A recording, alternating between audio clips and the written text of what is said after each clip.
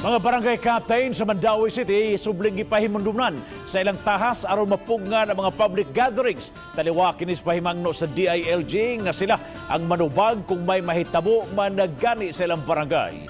Ang detalye ni Nico Serino.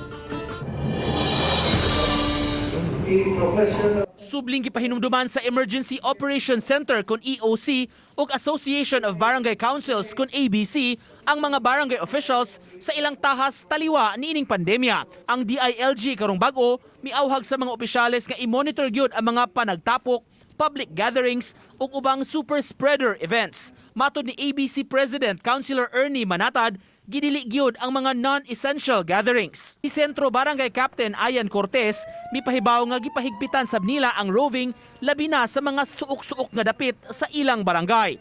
Kinitungod kay daghan gyud kuno ang magtapok-tapok labi na ug magabii maong ilang badlungon. Kibahon na ang atong mga ka-constituents na gani ang uban og mga gahi ug ilan ang tawgon og moabot na sila mag-fun run kay og makakita sa magdinaganay man.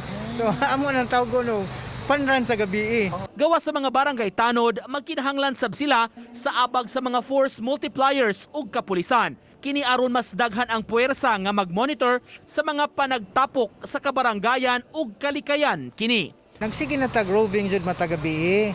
Then atong ipahimangno during the daytime natay rekorida nga unsay bawal pa na karon. Uban ni Godfrey Relien, Nico Sereno, Balitang Bisdak.